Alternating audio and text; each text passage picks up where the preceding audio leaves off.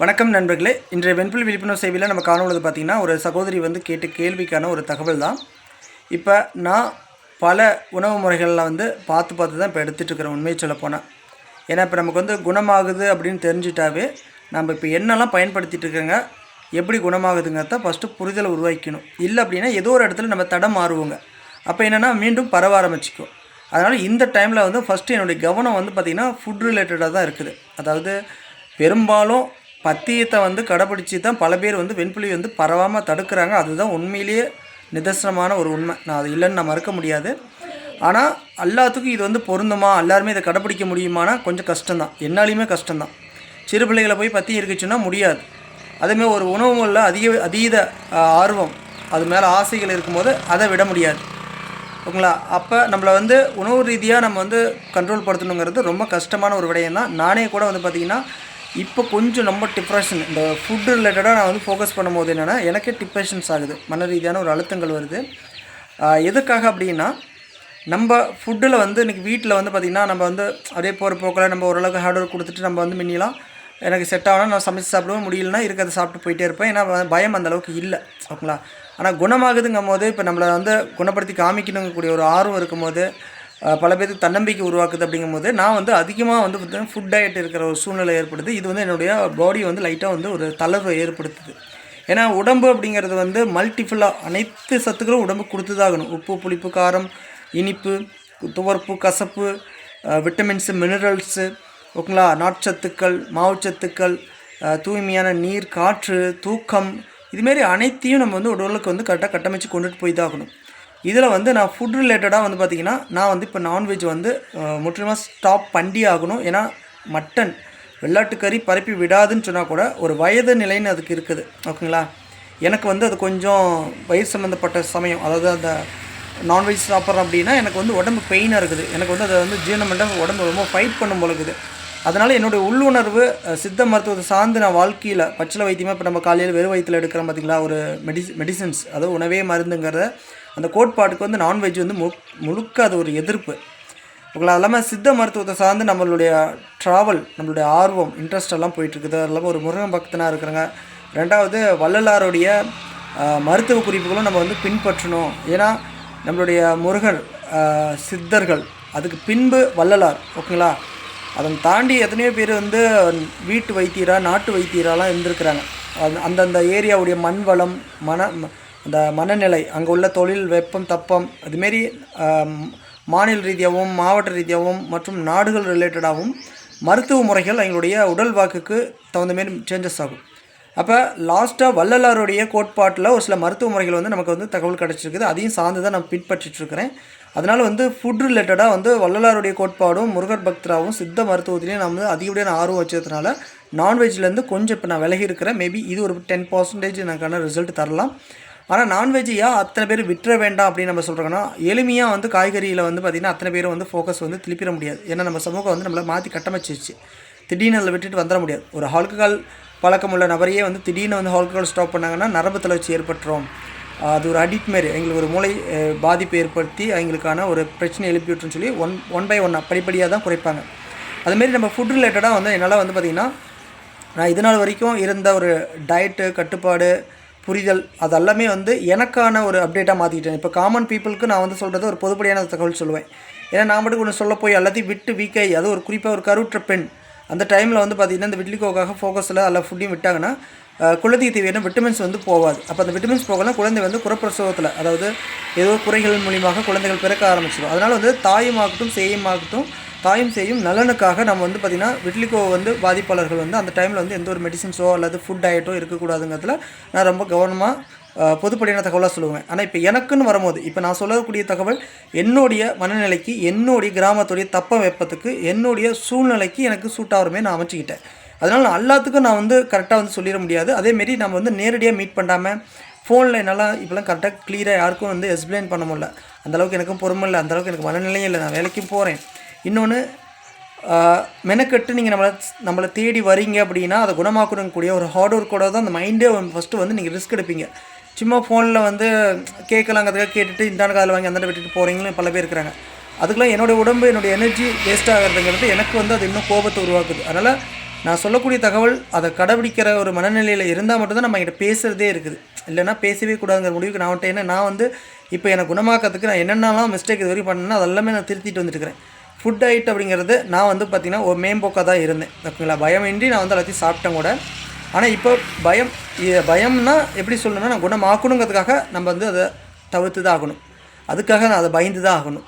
ஓகேங்களா, இதில் நான்வெஜ்ஜு பயத்தோடு நான் விடலை. நான்வெஜ்ஜு என்னுடைய மனநிலை என்னமோ தெரியல, அதுலேருந்து விடுபட்டு வரணுங்கக்கூடிய ஒரு எண்ணம். அதாவது நம்மளுடைய வயதுக்கு ஏற்ப நம்மளுடைய குணங்கள் மாறும் அப்படின்னு சொல்லுவாங்க.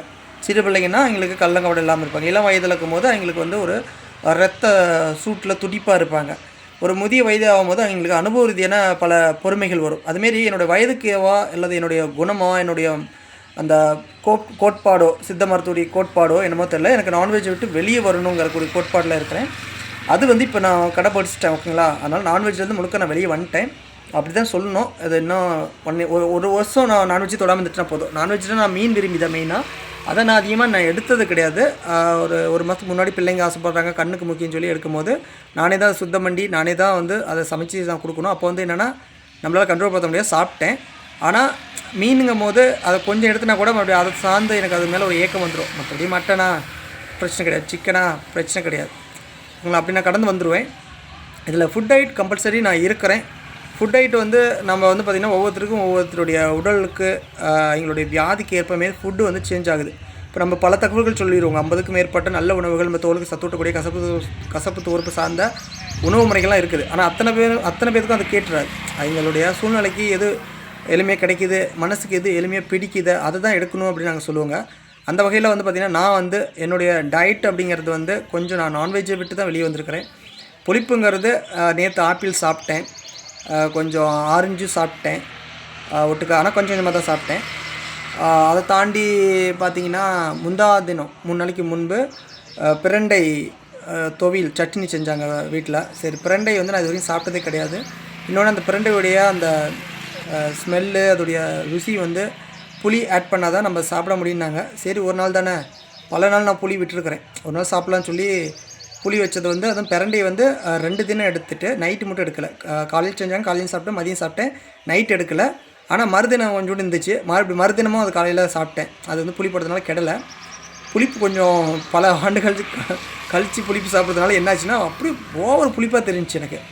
இடையில் புளி சாதம் சாப்பிட்ருக்கேன், அதில் லைட்டாக தான் வந்து அது வந்து எனக்கு பிடிச்ச மாதிரியே சாப்பிட்டுட்டு இருந்திருப்பேன். தனிப்பட்ட முறையில் புளி வந்து ஆட் பண்ணுறதே இல்லை. வீட்டில் ஃபுல்லாகவே அவாய்ட் பண்ணிட்டேன்.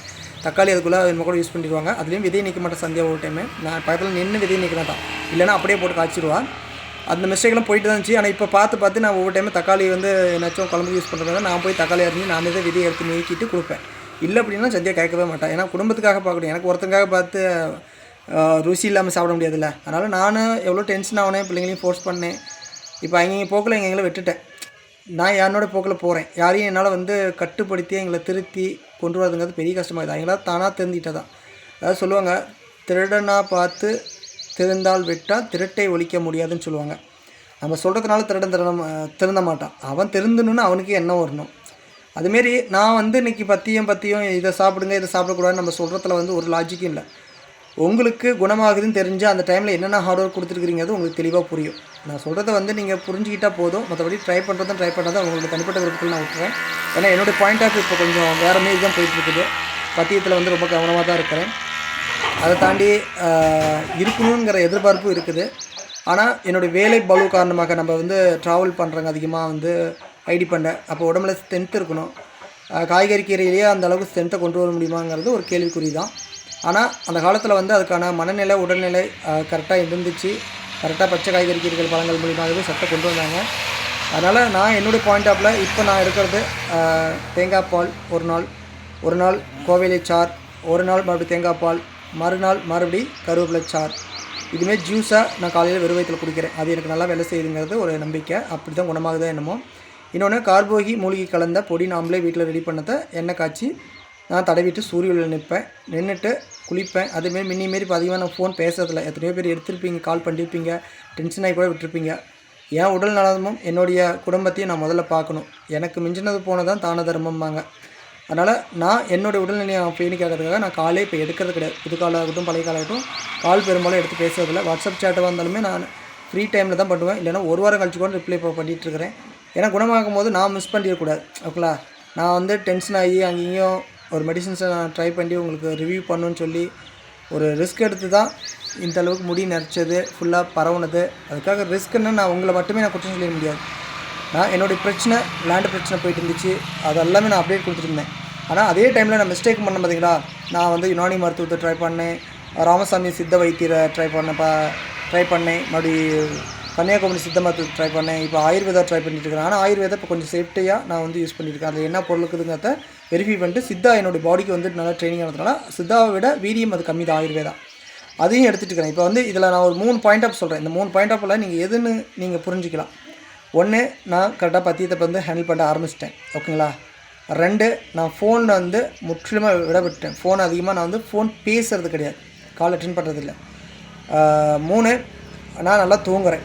ஓகேங்களா? இப்போ நிம்மதி வந்து எல்லா பிரச்சனையும் ஓரளவுக்கு தீர்ந்ததுனால நல்லா தூங்குறேன். இதெல்லாம் தூக்கம் வராது. எனக்கு தூக்கம் வராதனாலே உடம்பு சூடாகவும் பசி கிடும். அந்த டைமில் வேறு வெய்ய காலம். இன்னொன்று, மெடிசின் தவறுகள் நான் செஞ்சுட்டு இருந்தேன் அந்த டைமில். அதெல்லாம் இப்போ விட்டுட்டு நான் ஒரு ஸ்டேபிளான ஒரு மெடிசன்ஸில் நிற்கிறேன், உணவே மருந்து கூடிய கோட்பாட்டில். ஓகேங்களா? அதேமாரி நைட்டு காலையில் பச்சிலை வைத்திய முறை, உணவே மருந்து. அதே போல் நிம்மதி, பத்தியம் diet plus Ayurveda capsule and சன்லைட்டில் ஆயில்மெண்ட். இதில் நான் இத்தனையுமே கடைப்பிடிச்சு 1 by 1 அதெல்லாம் வரக்கூடிய ரிசல்ட்டு தான். இதில் ஏதோ ஒன்று பெஸ்ட் ரிசல்ட் தரும். அதில் வந்து என்னோடய பாயிண்ட் ஆஃப் வந்து சன்லைட் அண்டு ஆயில்மெண்ட்டு. ஏன்னா ஒரு ஒயிட் பேச்சஸ் மேலே வந்து நான் அப்ளை பண்ணல, ஆனால் அந்த இடம் பரவலை, ஆனால் குணமாகலை. ஆனால் ஒயிட் பேச்சஸ் மேலே அப்ளை பண்ணும்போது உள்ளே ஸ்டேபிளாக நிறுத்தி வச்சுருந்து மேல் ரீதியாக நம்ம ஒரு விட்டமின்ஸ் கொடுக்கும்போது பாசிட்டிவ் ரிசல்ட் அந்த இடத்துல கிடைக்கிது. அப்போ ஆயில்மெண்ட்டு தான் நமக்கான சன்லைட்டு தான் ஃபஸ்ட்டு ஒரு பெஸ்ட் ரிசல்ட்டாக இருக்குதுங்கிறத இதை மூலியமாக புரிஞ்சுக்கலாம். ஏன்னா இது எளிமை, ஈஸியாக கிடைக்கிறது, இலவசம். இதை ட்ரை பண்ணிடலாம் கூட. ஒரு உணவாக வந்து ட்ரை பண்ணோம், அது கிடைக்கலன்னா சிரமம். ஒரு மருத்துவமாக எடுக்கும்போது அது பிடிக்காமல் சாப்பிட்டு நல்லா இல்லைன்னு வெறுமை. அப்படிங்கும்போது அதெல்லாம் கொஞ்சம் கடினம். அதில் வந்து ஈஸியில் வந்து நமக்கு வந்து வீட்டு வைத்திய முறைகளில் எனக்கு கிராமங்கிறனால நமக்கு எல்லாமே கிடைக்குது. இப்போ நான் ரெடி பண்ணிவிட்டு நம்ம வீட்டிலே எல்லாமே ஃப்ரெஷ்ஷாக பச்சையாக அரைச்சி ஜூஸ் மாதிரி எடுத்துகிட்டு இருக்கிறேன். மென்று கூட சாப்பிட முடியல, ஜூஸாக எடுத்துக்கிறேன். ஓகே, அதேமாதிரி நீர் நல்லா குடிக்கிறேன். குளிர்காலமும் இப்போ சப்போர்ட் பண்ணுது. மேபி பல வீடியோக்கள் சொல்லியிருப்பேன், வெய்ய காலத்தில் நமக்கு வெண்புலி மறையிலேன்னு சொல்லி வருத்தப்படாதீங்க, பரவலன்னு நினச்சி சந்தோஷப்பட்டுங்க. அந்த டைமில் பரவாமல் தடுக்கிறதே மிகப்பெரிய கஷ்டம் அப்படின்னு நம்ம சொல்லியிருப்பாங்க. அதுமாரி இப்போ மழைக்காலம் குளிர்காலம் வில்லேஜ் நல்லா கூலிங்காக இருக்குது. வெயிலுங்கிறது வெயிலில் போய் நிற்கணும்னு தோணுது, ஏன்னா உடம்பு அந்தளவுக்கு கூலிங் ஆகிடுது. அப்போ என்னென்னா அப்பப்போ வந்து வெயிலில் நான் நின்று நல்லா வெய்ய காஞ்சிட்டு போய் மறுபடியும் வீட்டில் பூந்துக்குவேன். ஓகேங்களா? அதேமாரி கொஞ்சம் இப்போ பிஸ்னஸ் வந்து டவுன் ஆகிடுச்சு. ஏன்னா அந்த பயோமெட்ரிக் டிவைஸ் வந்து மத்திய கவர்மெண்ட் வந்து சாஃப்ட்வேர் அப்டேட் பண்ணனால எனக்கு அது ஜாப் பண்ணுறதுக்கு இப்போ வந்து வாய்ப்பு குறைவு. ஒரு ஐடி 2 ஐடி தான் பண்ணுற முடியுது. அதனால் ட்ராவலும் குறைச்சிக்கிட்டேன். ஏன்னா ட்ராவலும் பிஸ்னஸ் மைண்டு பண இழப்பு அப்படியே பல குழப்பத்தில் இருந்தேன். இப்போ எல்லாமே வந்து கட்டமைச்சிட்டேன். எல்லாமே ஒரு பாசிட்டிவ் நடக்குது. உடலும் மனசும் தெம்பாக இருக்கிறேன். இதில் வந்து மனசு 100% தெம்பு, உடல் மட்டும் விட்டமின்ஸ் ரிலேட்டடாக கொஞ்சம் ஹை பண்ணணும். ஓகேங்களா? இதுதான். மற்றபடி பேசிக்காக நான் சொல்கிறது உப்பு புளிப்பு காரத்தை குறைச்சிக்கணும், கசப்பு தோறுப்பு நீராகத்தை அதிகப்படுத்திக்கணும். இந்த கோட்பாட்டில் நான் தெளிவாக இருக்கிறேன். அதில் இன்னும் உங்களுக்கு தெளிவாக நான் சொல்லிடணும்னா சிட்ரிக் ஆசிட். ஓகேங்களா? ரொம்ப சிட்ரிக் ஆசிட், அதாவது விட்டமின் சின்னு சொல்லுவாங்க. விட்டமின் சினா விட்டமின் சி விட்டுறக்கூடாது. விட்டமின் சி கொண்ட ஃப்ரூட்ஸில் வந்து சிட்ரிக் ஆசிட் அதிகப்படியாக ஒரு சில ஃப்ரூட்ஸில் இருக்கும். அதில் வந்து எலுமிச்சை, ஆரஞ்சு, அன்னாச்சி, திராட்சை, ஸ்ட்ராபெரி, பச்சை மாங்காய், நெல்லிக்காய், புளி, தக்காளி, தயிர், ஊறுகாய், இதெல்லாம் வந்து கொஞ்சம் ஓவர். ஓகேங்களா? அப்போ இதை முற்றிலுமாக விட முடியும்னா உங்களுக்கு எதுவும் விட்டமின்ஸ் லாஸ் ஆகாது, ஒன்றும் பிரச்சனை கிடையாது அப்படின்னா விட்டுருங்க, தப்பே கிடையாது. ஏன்னா ஒரு குறுகிய காலம், குறுகிய மாதம் ஃபுல்லாக உடம்புலேருந்து உப்பு நீர், உசு நீர், அந்த புளிப்புத்தன்மை எல்லாம் டவுன் ஆயிரும். அப்படி உடம்புக்கு தேவைப்படும் அதே புளிப்பு உங்களுக்கு தேவை. ஏன்னா பல்லுக்கு தேவையான சத்து இந்த விட்டமின் சி புளிப்புலேருந்து தான் வரும்.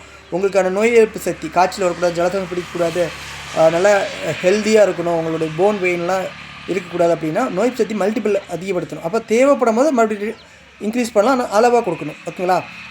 அதனால் வந்து இந்த கேட்டகரியில் உள்ள சிட்ரிக் ஆசிட் உள்ள ஃப்ரூட்ஸ் ஃபுட்டை மட்டும் விட முடியும். விடுறதுக்கான ஒரு ஆப்ஷன்ஸ் உங்களுக்கு இருக்குதுன்னா விடுங்க. ஆனால் என்னுடைய பாயிண்ட் ஆஃப் விட வேணால் குறைச்சிக்குங்க. ஓகேங்களா? அதில் வந்து புளி விட்டுருங்க. புளி வீரியம், நம்ம நாட்டு புளி வந்து தொடவே கூடாது, அதை விட்டுருங்க. குடம்புளி யூஸ் பண்ணிக்கங்க. தக்காளி கூட விதை நீக்கிட்டு யூஸ் பண்ணிக்கலாம். மற்ற ஃப்ரூட்ஸ்லாம் நம்ம உடம்புக்கு தேவையான சத்து தான். அதனால் ஃப்ரூட்ஸ் வந்து கம்மியாக எடுத்துக்கோங்க. அடிக்கடி இருக்க வேண்டாம், அளவாக கம்மியாக எடுத்துக்கோங்க. அதை தாண்டி நல்லதுன்னு எடுத்துக்கிட்டிங்கன்னா துவர்ப்பு தாங்க.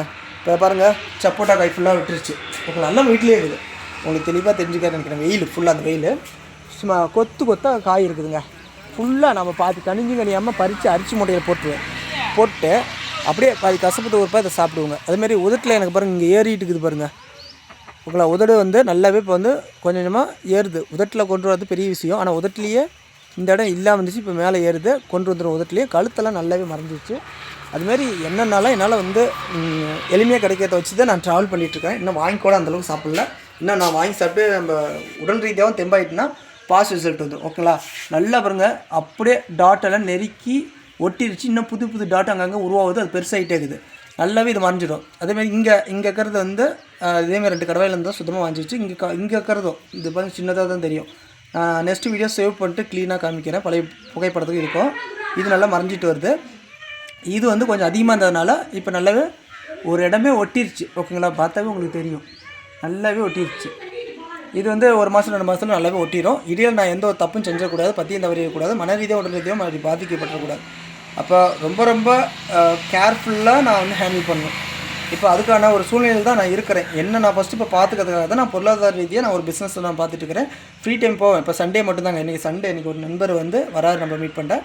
அதுக்கு தான் நம்ம வந்து பார்த்திங்கன்னா இப்போ ஆஃபீஸ் வந்து நம்ம திறந்து வச்சுருக்காங்க. அதேமாரி நம்ம சோப்பு அந்த இது மட்டும்தான் என்ன சொன்னோம், நம்மளுடைய மூலிகை பொடி இது மட்டும்தான் நம்மகிட்ட இருக்குது இப்போதைக்கு. அதை தாண்டி ஆயுர்வேத கேப்சூல் வந்து இப்போ நம்ம வந்து இன்னும் ஒரு 2-3 மாதம் போனால் தான் நம்ம வந்து எல்லாத்துக்கும் சொல்லலாம் அப்படின்னு சொல்லி முடிவு பண்ணியிருக்கேன். ஆனால் அது பாதிப்பே கிடையாது, யாருக்கும் பக்கவழி வரல, பரப்பி விடலை. அது இந்த கிளியராக நான் சொல்லிட முடியும். ரிசல்ட் வருமா அப்படிங்கிறத வந்து நம்ம கொடுத்த நண்பர்களுக்கெல்லாம் ரிசல்ட் வந்துவிட்டு நான் சொல்லுவேன். அதன் பிறகு அது வந்து அமேசான் ஃப்ளிப்கார்ட்லேயே கிடைக்குது. டேரெக்டாக கம்பெனியில் ஆர்டர் போடலாம். அதை தாண்டி நீங்கள் ஹோமியோபதி, ஆயுர்வேதா, யுனானி, மெடிக்கலில் அது கம்பல்சரி கிடைக்கும். நீங்கள் அதை வாங்கி யூஸ் பண்ணிக்கலாம். அது வந்து ஒரு அடிஷனல் சப்போர்ட் தான். நீங்கள் பல ஆண்டுகள் எடுத்தாலும் அதனால் பக்கவழி வரப்போகிறது கிடையாது. உங்கள் மனசு ஒரு பக்கம் நம்ம மருந்து இருக்குன்னு சொல்லி, இன்னொன்று பிளட்டை ப்யூர் பண்ணிக்கிட்டே இருக்குது. இன்னொன்று அதில் வந்து கார்போகி லைட்டாக இருக்குது. கார்போகி வந்து நம்ம மேலுக்கு நம்ம பயன்படுத்தும்போது பாசிட்டிவ் ரிசல்ட் வருதுன்னு தெரிஞ்சு வச்சு, யுனானி மருத்துவத்துலேயும் கார்போகி பவுடர் அதில் மிக்ஸ் பண்ணாமல் அந்த இச்சிங் உருவாக்கி யுனானியோடைய ரெட் பவுடர் வேலை செய்யாது. ஆனால் ரெட் பவுடர் வேலை செய்யுது. அதில் வந்து நம்மளுடைய சித்த மருத்துவத்தில் அதிகப்படியான சப்போர்ட்டாக இருந்தது உள்ளுக்கும் மேலுக்கும். சித்த மருத்துவத்தில் தெளிவானதுன்னா அது கார்போகி மட்டும்தான். கார்போகி கேப்சூல், கார்போகி பொடி, கார்போகி வந்து சுத்தி முறை செய்யாமல் எடுத்து தான் எல்லாமே பாதிப்புக்குள்ளாகி அதை விட்டுட்டாங்க. கரெக்டாக சுத்தி முறை செஞ்சு நம்ம பயன்படுத்தினோம்னா இப்போ நம்ம அதை தான் சுத்தி முறை செஞ்சு கரெக்டாக ரொம்ப கொப்பளம் போடாமல் எப்பயுமே போடுது. அதுக்கு தான் நம்ம அளவு முறைகளும் தெளிவு முறைகளும் நம்ம கற்றுத்தரங்க. இந்த அளவு தான் யூஸ் பண்ணணும், இத்தனை மினிட்ஸ் தான் யூஸ் பண்ணணும் அப்படின்னு சொல்லி. பக்கவிளை வந்து அதுலேருந்து எப்படி சேஃப்டி ஆகணும் அப்படின்னு சொல்லி நம்ம வந்து அதில் வந்து விட்டுறாமல் அதிலேருந்து திருத்தி நம்ம வந்து மறுக்கட்டான வலிக்கு நம்ம கொண்டு போகிறோங்க. அதுதான் உள்ளுக்கு மட்டும் நான் வந்து கைட் பண்ணுறது கிடையாது. ஏன்னா நிச்சயம் பெண் பிள்ளைகள் அதிகமாக வந்து அதை பயன்படுத்துகிறாங்க, கர்ப்பப்பை வீக் ஆயிரும். அதை தாண்டி அளவுக்கு தெரியாமல் சுத்தி முறை செய்யாமல் எடுத்தாங்கன்னா வயிறு புண்ணாகும். வயிறு புண்ணாகும்னா அதிக வருடம் இதை எடுக்கிறீங்க ரிசல்ட்டுக்காக அப்படின்னா நாளைக்கு என்னாச்சும் கிட்னி ஃபெயிலியர் இதெல்லாம் எதுக்குலாம் சொல்கிறேன், பயன்படுத்துறியா அப்படிங்கிறீங்க. வருமானம் காக்கிறது நம்மளுடைய விழிப்புணர்வு. மருத்துவங்கிறது ரொம்ப புரிதலாக ரொம்ப லோ டோஸாக தான் இதை எடுக்கணும். ஏன்னா இது நாள்பட்ட ஒரு தோல் நோய். தப்பாக நம்ம பல ஆண்டுகள் கழித்து நான் அதை வார்த்தையை விட்டேன், தப்பு. தோல் குறைபாடு இது நோய் கேட்டகரியிலே வராது. அப்போ இது நீண்ட நாள் ஃபைட் பண்ணி தான் நம்ம குணமாக்கணும். அப்படிங்கும்போது நம்ம கம்பல்சரி நம்ம லோ டோஸ் தான் எடுக்கணும். அதுக்கு தான் நம்ம கவர்மெண்ட்டுக்கு போங்கிறாங்க. ஏன்னா கவர்மெண்ட் லோ டோஸ் தான் கொடுக்குறான். இன்னொன்று அவன் ஒரு காலகட்டத்துக்கு மேலே நிறுத்திடுவான். ப்ரைவேட்டுக்கும் போது நம்ம பணத்துக்காக அதிகமாக வந்து அள்ளி தராங்க. இன்னொன்று நாம் உணவுக்கு வந்து சாப்பிட்டு உடம்பு அந்த மாத்திரையை வந்து ஏற்றுக்கிற கெப்பாசிட்டி இருந்தால் தான் அந்த மருத்துவத்தில் வந்து பயனாக மாறும். இல்லை நம்ம மருந்து வந்து அதை ஜீரண சக்தி வந்து அதை அதிகப்படுத்தாமல் அதை எதிர்த்து அந்த மெடிசன்ஸ் வந்து நம்ம பாடிக்கு வந்து ரியாக்ட் கொடுக்காத அளவுக்கு நம்ம பாடி வீக்காக இருக்கும்போது எடுத்திங்கன்னா என்னாகும், சைடு எஃபெக்ட் ஆகிடும். அப்போ மருத்துவத்தில் ஒரு தெளிவே யாருக்குமே இல்லை. எனக்கே அந்த தெளிவு இல்லாமல் தான் ஃபஸ்ட்டு பல லட்சங்கள் இழந்தேன், வெண்புலி பரவ விட்டேன்.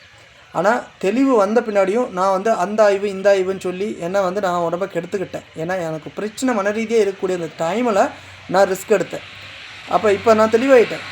நானா யார், நண்பர்கள் நீங்கள்னா யார், சேவனா என்ன, என்னோடய ஃபேமிலி மெம்பர்ஸ்னால் என்ன, எல்லாத்தையும் புரிஞ்சு அதில் வந்து 1 by 1 எல்லாத்தையும் விட்டுறாமல் அதுக்கு தகுந்த மாரி முதல்ல நான் என்ன மன ரீதியாக உடல் ரீதியாக ஸ்டேபிளானதை நான் அடுத்த கட்ட சேவைக்கு நான் ஹெல்ப் பண்ண முடியும்.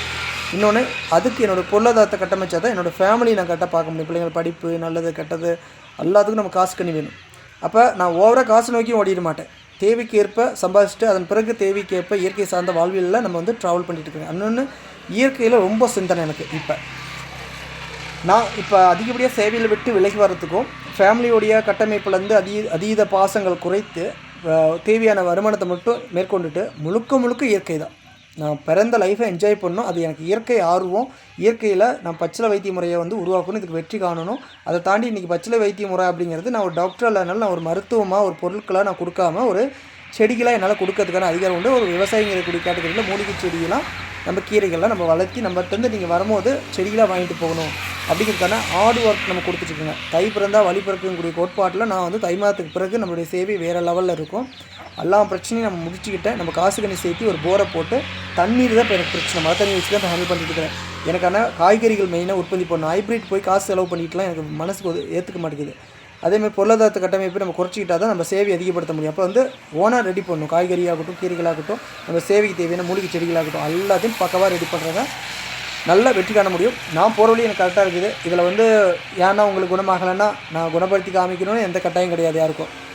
அதேமாரி நான் எப்போ எது வரைக்கும் நான் போகுங்கிறது எனக்கும் தெரியாது. நான் வந்து ஒரு பக்கம் எனக்கு இது ஒரு பிரச்சனை கிடையாது அப்படின்னா நான் என்னுடைய வேலையை வந்து பார்க்கணும். நான் வேலைக்கு போகும்போது 4 இடம் போகும் வருவேன், சாப்பிட்டு தான் ஆகணும். ஏன்னா பசிக்காமல் அதாவது உணவு சாப்பிடாமல் வெறும் காய்கறி கீரைகள் பழங்கள்லேயே வந்து ட்ராவல் பண்ணலாம். நான் இல்லைன்னு மறுக்க முடியாது. ஆனால் நான் வீட்டில் இருக்கிற வரைக்கும் எனக்கு எங்கேயுமே போக மாட்டேன். வீட்டில் தான் இருப்பேன். உண்மை சொல்லப்போனால் நான் இப்போ எதுவும் சாப்பிட்றதுக்கு காசும் இருக்காது, வாய்ப்பு இருக்காது. ஆனால் வெளியே போகிறேங்க, வேலை செஞ்சு முடிச்சுட்டு வரும்போது காசு இருக்குது. 4 இடங்கள் பார்க்கும்போது கண்ணு இழுக்குது. எதனால் வந்து பல பேர்த்த வந்து உணவுலேருந்து எங்களால் மீட்டெடுக்க முடியலன்னா அதுக்கான சூழ்நிலை எங்களுக்கு அப்படி அமையுது. ஒரு மனிதனை சூழ்நிலை தான் மாற்றும் அப்படின்பாங்க. நான் வெளியே போகும்போது என்னால் முடிஞ்சளவுக்கு கண்ட்ரோலாக இருப்பேன். ஆனால் இது இப்படியே நீடிக்குமாங்கிறது வாய்ப்பு கம்மி தான். அதனால் வந்து நான் என்னுடைய பாயிண்ட் ஆஃபில் இதை குணமாக்கி ஒரு முறை என்னோடய லிப்ஸ் எல்லாத்தையும் நான் குணப்படுத்தி காமிச்சிடுவேன். அதன் பிறகு நான் இதை வந்து கடைப்பிடிச்சி மறுபடியும் அப்படியே ஹேண்டில் பண்ணிட்டு போகணுங்கிறது எனக்கு தெரியல. ஆனால் நல்லதை விட மாட்டேன். ஏன்னா உங்களுக்கெல்லாம் கற்றுக் கொடுக்கறதுனால நான் அதில் உள்ள நல்லது கிடத்து எனக்கு தெரியறதுக்காக நான் எப்பயுமே வந்து அதை கடைப்பிடிச்சிட்டு தான் இருப்பேன். முடிஞ்ச அளவுக்கு அதிகமாகாது. ஆனால் மறுபடி பரவலாம். ஆனால் அதை நினச்சி எனக்கு ஃபீலும் கிடையாது.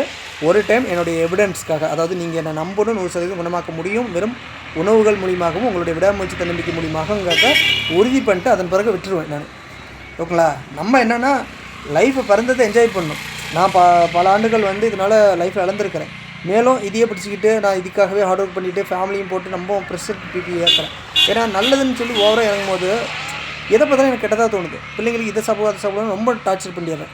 அது வந்து எனக்கும் எங்கள் ஒய்ஃபுக்கும் பிரச்சனையாகுது. பிள்ளைங்களையும் ஒரு சுதந்திரத்தை பாதிக்க இருக்குது. அதனால் என்னுடைய போட் நான் கொடுத்துருக்குறேன். அவங்க எப்படி என்னென்ன சாப்பிட்றாங்களோ சாப்பிட்டோம். ஏன்னா ஒரு பக்கம் சமூகம் மாற்றங்கள் மாறிட்டு தான் இருக்குது. அதுக்கு தகுந்த மாதிரி பிள்ளைங்களை வந்து நம்ம வந்து முழுமையாக கட்டுப்படுத்தி நம்ம பக்கம் கொண்டு வரதுங்கிறது கடினம். அதனால் ஏன் வழியில் நான் எப்படி மாறுறேங்கிறது என்னுடைய பாயிண்ட் ஆஃப்ல முடியும். அதை நான் கடைப்பிடிச்சிட்டு பிள்ளைங்களுக்கு நான் நல்லதை கற்றுக் கொடுக்குறேன். அவங்க மைண்டில் இருந்தால் போதும். குறிப்பாக சொல்ல போனால் இப்போ என் பையனுக்கு வந்து பார்த்திங்கன்னா பொடுகு பிரச்சனை பெரியவனுக்கு ஆரம்பிச்சிச்சு. ஓகேங்களா? ஏன்னா பொடுகு வந்து எனக்கும் இருந்துச்சு, எங்கள் பாட்டிக்கு இருந்துச்சு. என் பாட்டிக்கு வெண்புள்ளி இருந்துச்சு, இப்போ எனக்கும் வெண்புள்ளி இருக்குது. அதை தாண்டி எங்கள் பாட்டியோடைய வகையறா, எங்கள் பாட்டியோடைய வாரிசுதாரர்கள்லாம் இருக்குது. நம்ம வந்து நேம் மென்ஷன் பண்ணக்கூடாது. ஏன்னா இன்றைக்கி நான் ஃபேமிலியில் வந்து நான் வந்து விழிப்புணர்வு வந்து நான் சொன்னாலும் பிடிச்சாலும் யார் கேட்டு என்னுடைய பேரை சொன்ன பிடிச்சா அப்படிம்பாங்க. ஓகேங்களா? எனக்கு என்னுடைய பாட்டி வகைராவில் என் பாட்டியை பற்றி நான் பேச முடியும். ஆனால் இங்கேன்னு சொல்ல முடியாது. என் பாட்டிக்கு வந்து 1000 வகைரா கூட இருக்கலாம்.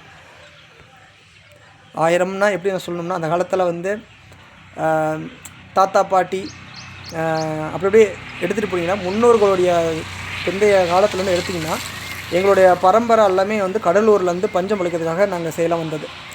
இங்கே வந்து இந்த மெட்டாதார் கீழே நாங்கள் வந்து அடிமையாக வேலை செஞ்சது வெள்ளக்கார காலத்தில் எங்கள் தாத்தா இங்கெல்லாம். அதன் பிறகு வந்து மெட்டாதார்லேருந்து அரசு சுதந்திரம் கிடச்ச பின்னாடி மெட்டாதார்கிட்ட வந்து அவங்க எங்கே ஓட்டிகிட்டு இருந்தனாலும் அவங்களுக்கே சொந்தம்ட்டாங்க. அப்போ வந்து கொத்தைக்கு வந்து நிலம் பிடிச்சி ஓட்டிகிட்டு வரி கட்டிகிட்டு இருந்தவங்களுக்கு எங்கள் பாட்டி பாட்டம்ட்டார். எங்கள் பாட்டி அப்பம்ட்டார் நிலத்தை வந்து எங்கள் பாட்டிக்கு கொடுத்துட்டாங்க. எங்கள் தாத்தாவுக்கு நிலம் கம்மி தான்.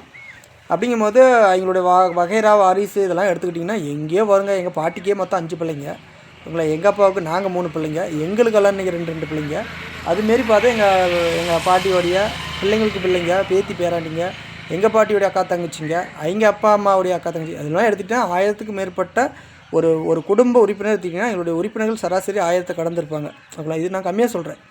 வகைரா அதிகம். எங்கள் சித்தமக்க பெரியமக்க எடுத்துக்கிட்டிங்கன்னா எவ்வளோ பேர் வருவாங்க. அதுமாதிரி உடன் பங்காளிங்க எவ்வளோ பேர் வருவாங்க. எல்லாம் கிழக்கிலையாக பிரிஞ்சது தான். அப்போ 1000 பேத்துக்கு மேலே வந்து ஒரு கணக்கு வருது.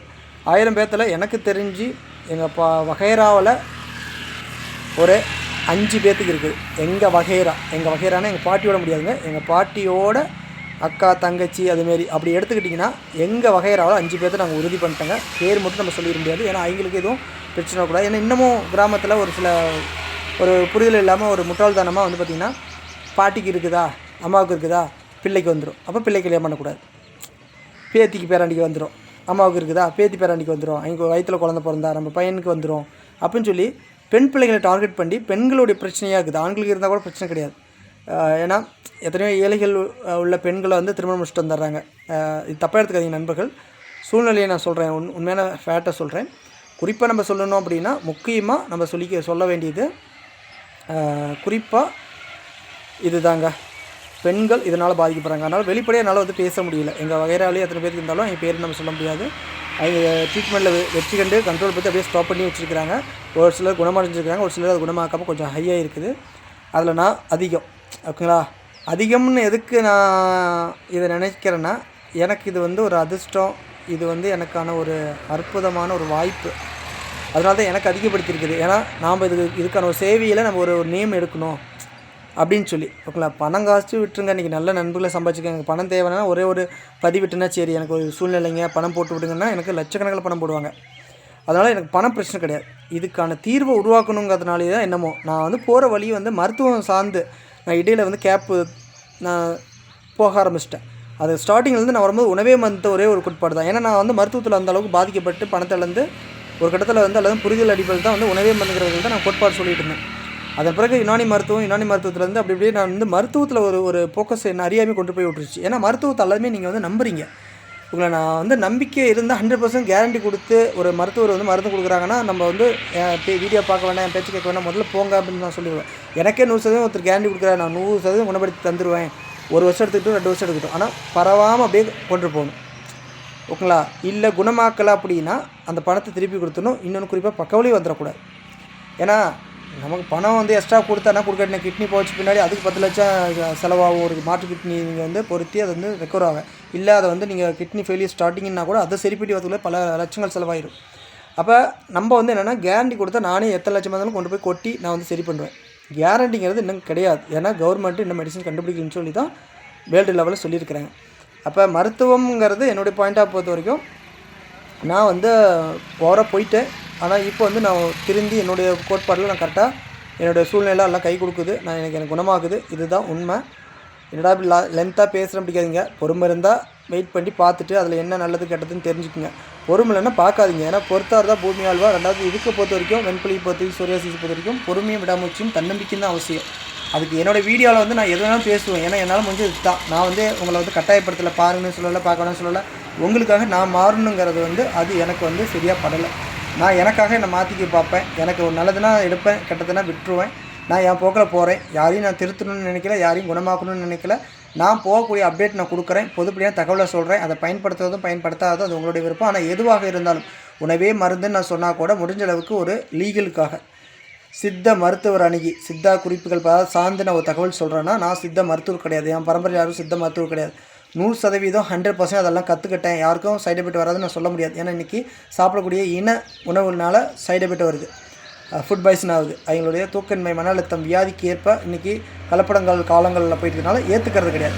அப்போ எதிர்வினை ஆகும். அதனால் வந்து நான் எந்த ஒரு சட்டசிக்கலையும் மாட்டிக்கூடாது அப்படிங்கிறனாலையும் இந்த சேவையை மேலும் வந்து நடத்திட்டே போகணுங்கிறதுனாலையும் நான் எந்த ஒரு உணவு சொன்னால் கூட நீங்கள் டாக்டர்கிட்ட கன்சல்ட் பண்ணிட்டு அல்லது உங்கள் தாத்தா பாட்டிகிட்ட கேட்டுட்டு உங்கள் உடலுக்கும் மண்ணுக்கும் அது பொருந்தாதான் புரிஞ்சுக்கிட்டு எடுங்க. இல்லைன்னா எடுக்காதீங்க. ஏன்னா எனக்கு எந்த ஒரு சிக்கலையும் கொண்டு வந்து விடாதீங்க. நான் ஓப்பனாக சொல்கிறேன். ஏன்னா இதில் வந்து கோவப்படுறேன் இதெல்லாம் நீங்கள் நினைக்காதீங்க. நான் இனி என்னை குணமாக்கவும் நான் இருக்கிற லைஃப்பை நான் என்ஜாய் பண்ணுறதுக்கு தான் என்னுடைய டார்கெட். அதன் பிறகு என்னுடைய லைஃப் என்ஜாய் பண்ணது போக எனக்கு மிஞ்சின போனதான் தான தர்மம். தனக்கு மிஞ்சின பின்னாடி தான் தான தர்மம் பண்ணுன்னு சொல்லுவாங்க.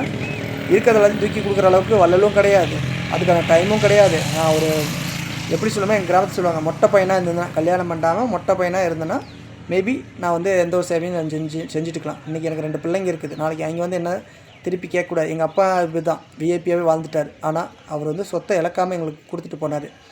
அதை தாண்டி பெரிய அளவுக்கு குடிச்சிட்டு அடிக்கிறது பிடிக்கிறது அப்படி அரசியலில் ஊரோட ஒத்து போகாமல் தனிச்சு நின்னார். அதுக்காக பயனை நாங்கள் தான் அனுபவிச்சோங்க, ஓகேங்களா, அந்த பாதிப்பை.